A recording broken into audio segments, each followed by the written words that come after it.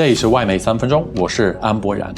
One of Shanghai's biggest events of the year, the China International Import Expo, has begun and a majority of the world is taking part.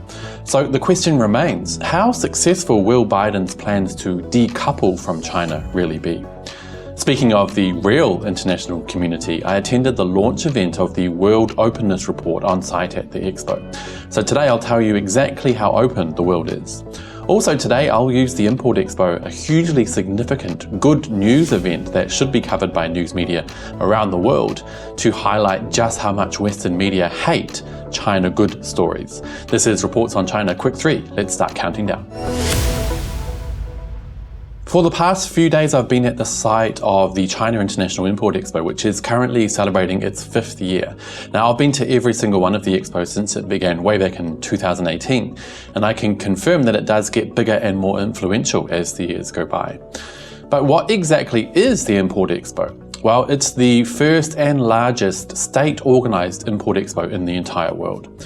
What that means basically is that China provides a space for people from all over the world to come and sell their goods and services in the world's second largest economy. This year, 145 of the world's countries, regions and international organisations are taking part, showing off what they have to offer across a massive 180,000 square metres of exhibition space. Honestly, you guys, taking part in the Import Expo every year is like running a marathon because the space is just so huge.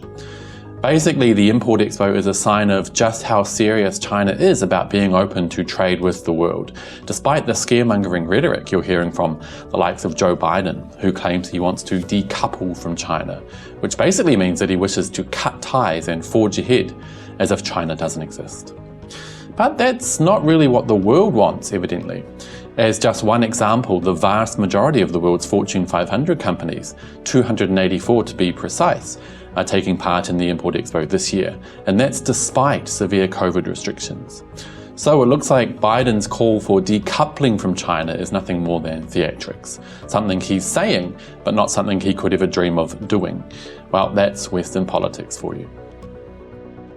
Speaking of international cooperation, I attended the event for the release of the 2022 World Openness Report on site at the Import Expo. The report covers many current issues, including prospects of global manufacturing and financial openness, new areas of digitization, green development, and overall world openness. The original intention of the World Openness Report is to build a global consensus on openness, promote the common opening of the world, and enhance the well-being of all people on the earth, the report notes. Perhaps unsurprisingly, COVID-19 made up a sizable part of the report, which notes that the pandemic has significantly changed how countries interact and how open they are. The pandemic, geopolitical tensions sparked by the Ukraine crisis, and disrupted supply chains have brought new variables and sudden changes to the world economic pattern, with more uncertainties and more contradictions and conflicts exposed, the report continues. Wang Shouwen, China's Vice Minister of Commerce, stressed at the event that China wishes to play a key role in the international community continuing to open up. He said, "China will further extend a high-standard trade network for the world. The World Openness Report will help us get our heads around the international situation and strengthen cooperation with all peoples based on a scientific approach." Obviously, cross-border movement has been specifically impacted because of the pandemic, significantly affecting the social aspect of world openness. The World Social Openness Index is down 7.1% from 2019. China's Macau was the most open socially, followed by Germany, Australia, and the United States. Economic openness, on the other hand, was up slightly by 0.5% from 2019, with Singapore, Hong Kong and mainland China the three most open economies. The current geopolitical climate has some countries appearing to close off from international markets, especially along ideological lines.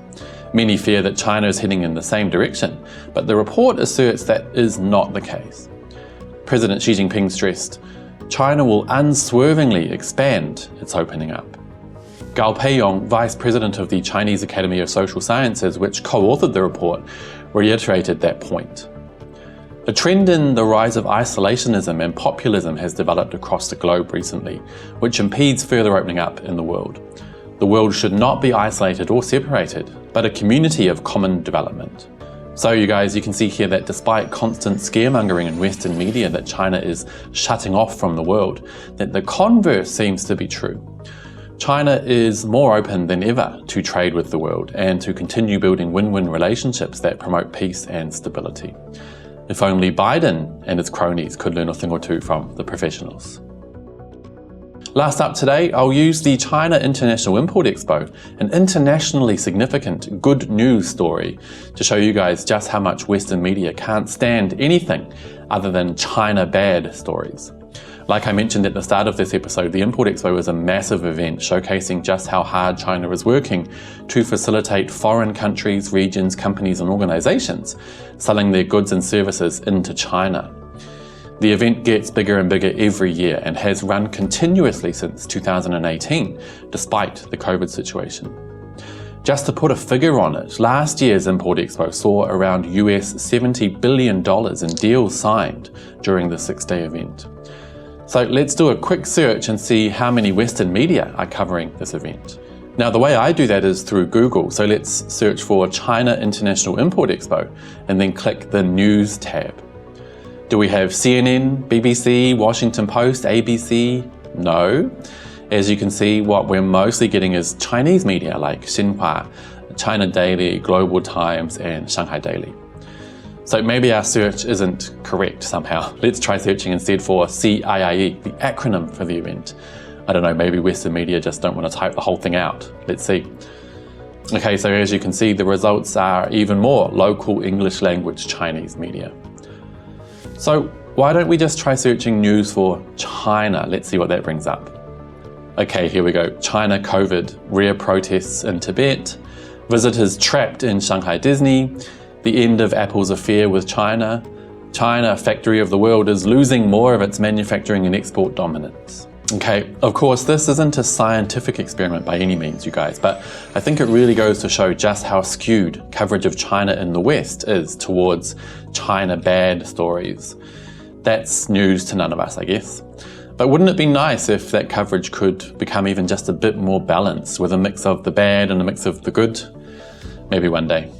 Anyway, you guys, that's it for today. Don't forget to let me know what you think down below and hit like and subscribe if you haven't already. I'll see you all next time. Bye-bye.